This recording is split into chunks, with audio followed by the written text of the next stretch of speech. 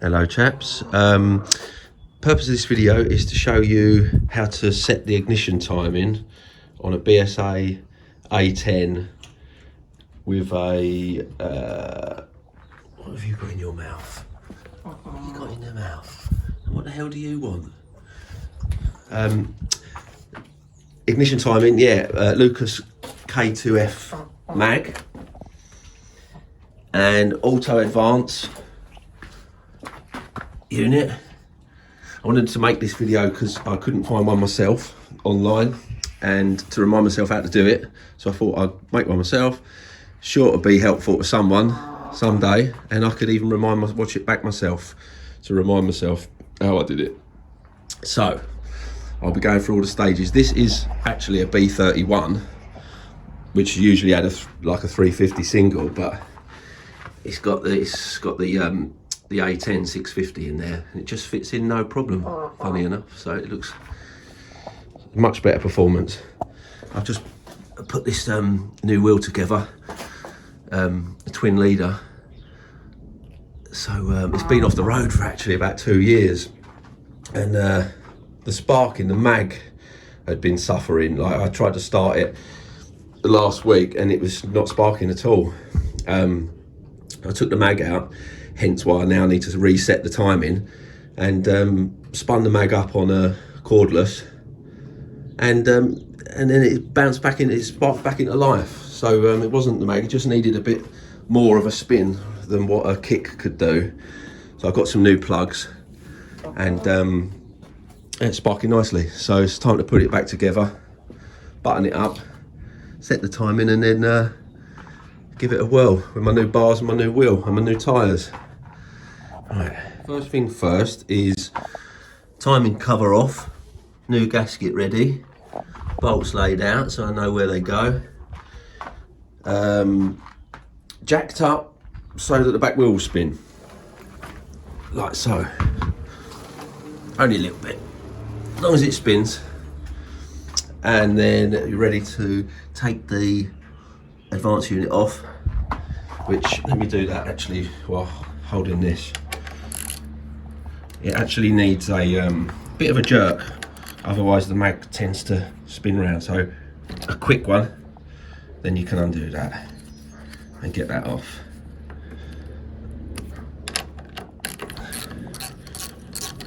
Should just pop off. This is an auto advance, obviously, so you have to do something. You have to wedge it on all full advanced when you're setting it later on. I'll show you that. There we go. Right, as I say, the mag's been out, it's fine. I put it back. I've used a bit of sealant so it won't leak. Right, so that's that. Right, next stage is to get it into second gear. So you've got a little bit of resistance like that, and obviously you're nudging it forwards and backwards, it's moving the engine about, you know. Right, you can put it in first, thought it was a bit more difficult. Finding top dead centre, I always work on this left cylinder, and we need to find top dead centre. We also need to find make sure that it's timed on compression stroke. So we want to feel air wanting to push our finger out of here, and then when we know we're on compression stroke, stop and put your little tool in that I'll show you, and then you can go ahead and try and wiggle the back wheel around until the thing goes up and down and finds the highest position. I'll show you. I used to use, I put a pencil literally with like an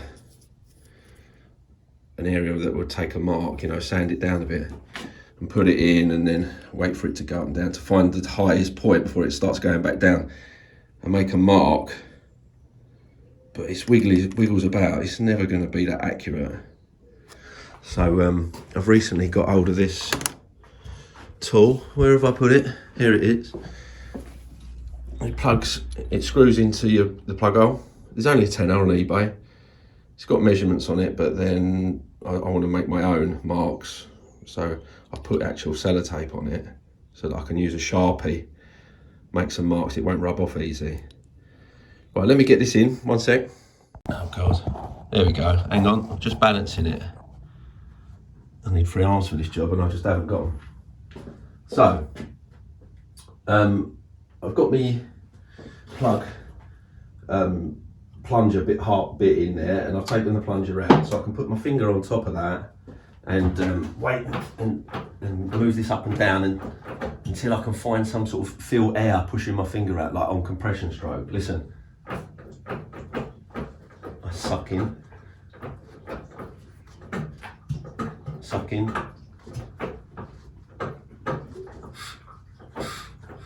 right there. Hear that? It's pushing my finger out. There. So leave it there. Put your plunger in. I'll grab the phone now.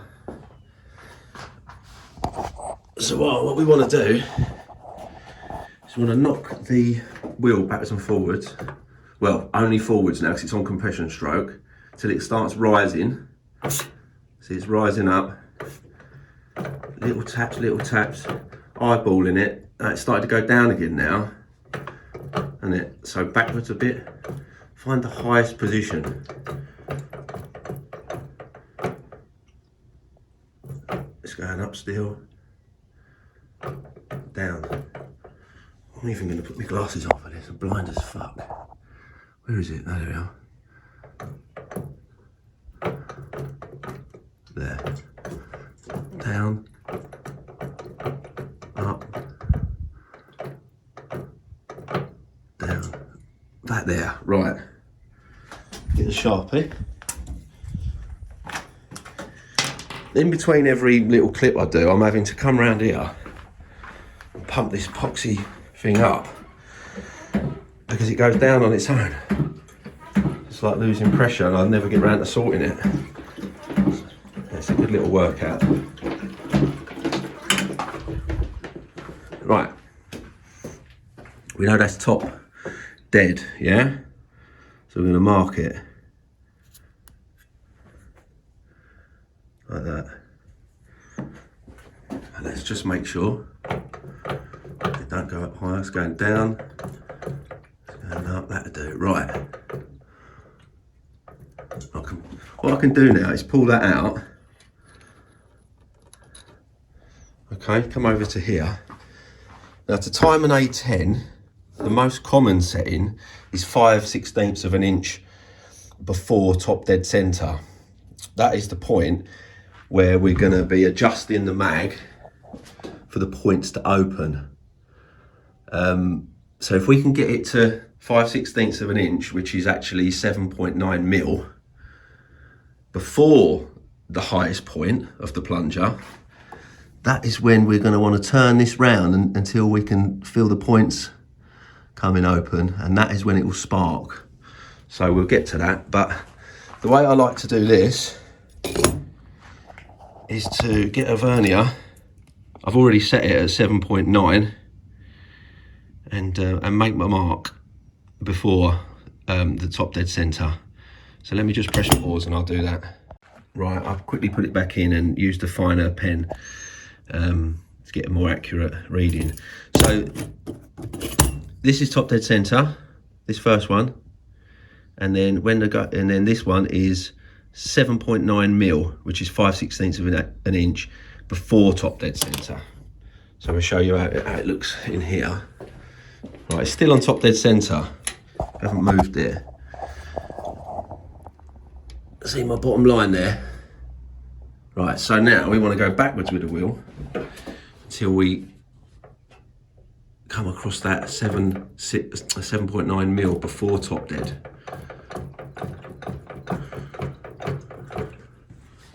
that not going down on its own? Oh! As long as we get to that point, which I believe is there. So I'm happy with that. Just leave it there. I don't know if you can see that, but that is dead on 5/16 of an inch before the top dead center. Okay. Right, next step is to turn this sucker around until the points are opening, and at the precise point that they open, it will spark. Now the difficulty with this is, as soon as you get the right point now, you then have to come around here and put this auto advance unit back on without disrupting. See that at the moment it's just spinning without disrupting that spin, and that is always the bummer because you have to often do it once or twice, 5 or 6. So let's see how we get on with that. I don't know if you can see, not with my finger there. I used a tiny little Terry spanner on that just to be able to turn it. Now the points,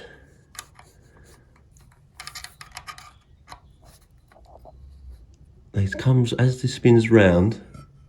You can't see. Now there you go. The points are a gap here. It's really hard with the camera in the hand. Hang on. And I can see them opening there. And then watch them close.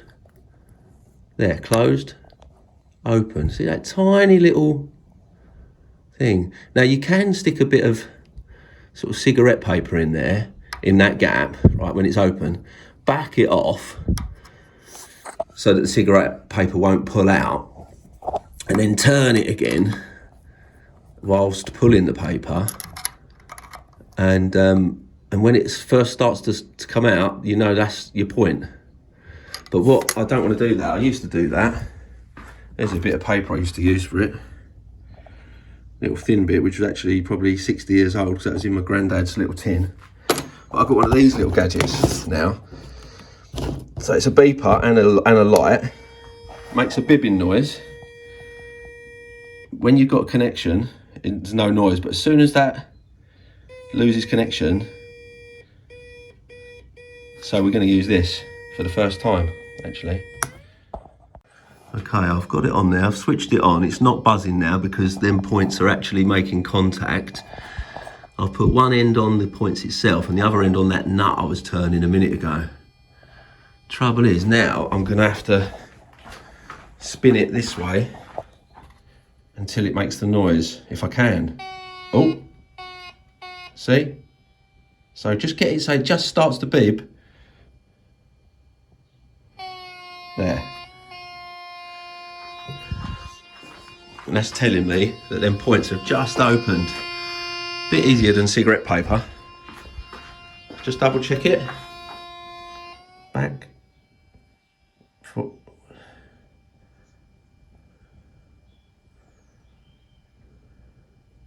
Oh, there.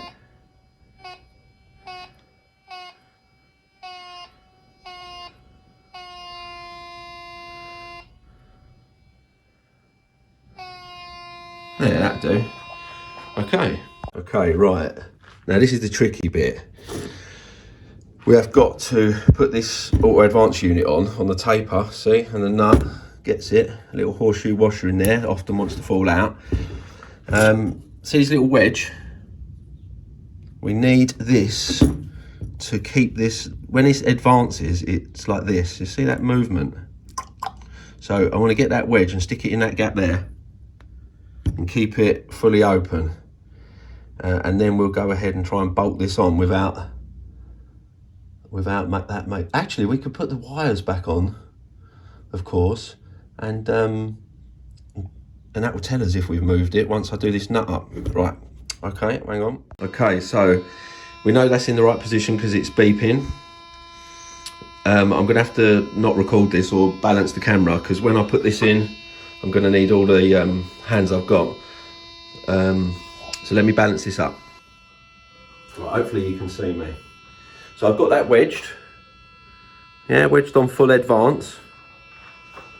Got my spanner to hand.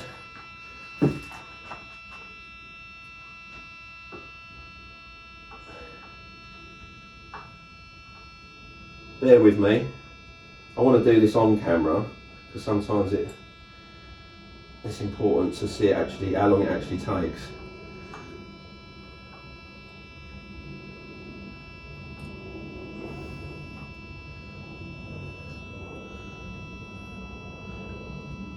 This little horseshoe always wants to come out as well.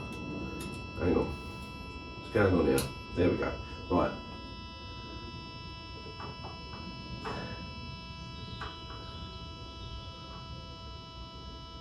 Right, I'm turning the nut. Now I'm turning this clockwise.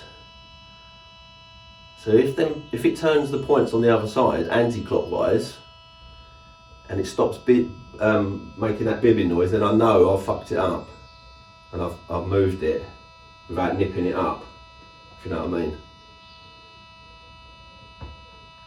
Right, I've done it up tight with my finger,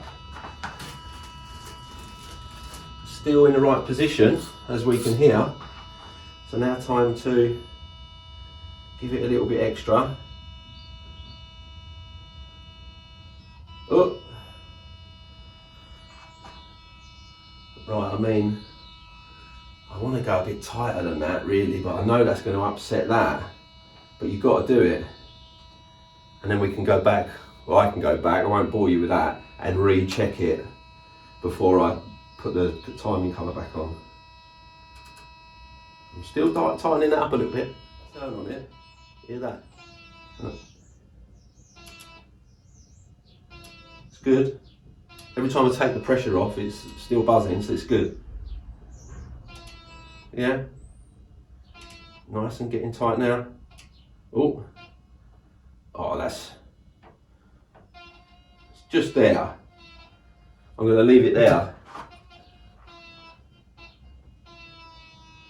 Just about got it, isn't it? Okay, right. That's tightened up. It's in position. I'm just going to go through and recheck that it's in position with the marker, the plunger around the side, and I'll be back in a sec. Okay, that bit can be a nightmare. 4 times I had to try it, so that's fully done up now.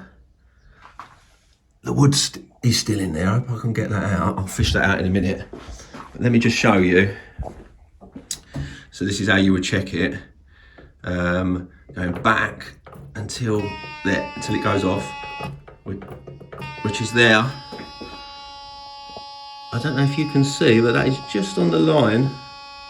I'm happy with that. That is just on the line, so nothing's moved. So, but what I also wanted to show you, this is important because this had me head scratching once. Let's get a pencil. See, the points are opening, the points here, which is about 10, 11 o'clock. When you carry on turning these points round, it'll open again down this bottom position, 5 or 6 o'clock even. But this depicts what side your HT leads are going to go on. So if you've set it so they're opening up the top corner like this up here, then this back lead is going on to this left-hand cylinder. All right, because if you get them muddled up, it'll be backfiring and you won't get it started. So just again, if the points are opening up here, that means this lead is firing first, which means it goes to the left cylinder, the left plug. Right, I'm going to put the cap on, put the plugs back in, get that wedge out, let it down, and I'll kick it over, see if we can get it started with this off, just to make sure nothing majors, I've done nothing completely wrong. It won't, there we go. And then it'll piss a bit of oil out, but I won't let it run for long. Then I'll button it all up and then it should be cool. Right, okay then, so I have put the cap back on, put the plugs back in, put the petrol on, taken the wedge out of the auto advance unit, plugs back in this way. So we're ready to give it a kick, but I won't let it run for long, if it runs, that is, because it's going to piss oil everywhere. But I just want to do this before I put a gasket on it. Okay, let's see. Now it hasn't started for 2 years, remember that. Right, it's in gear, isn't it?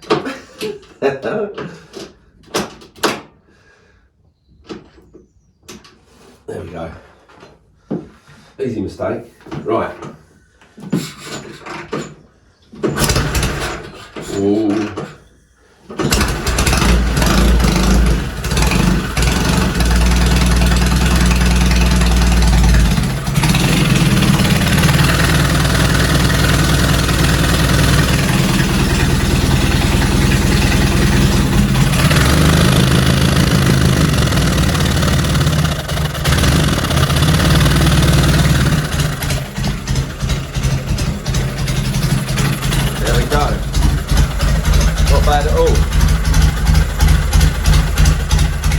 So just to recap, that method I used was with one of these £10 eBay plungers and a £20 eBay timing connection tester thing. One of them jobs. You can do the same with a pencil and a bit of thin paper. I just don't think it'd be as accurate. But this is the way it's always used to be done, especially on the side of a road if something slipped.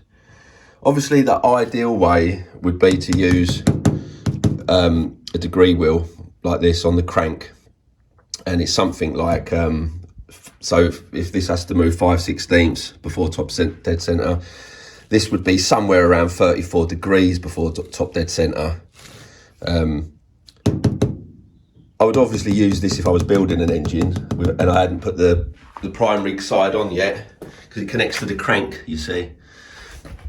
But when it's all buttoned up like that, then you just I just find it easier just to go this route. So that's it. This method can also be used obviously for other bikes. Triumphs I think are 5/16 for top dead center as well.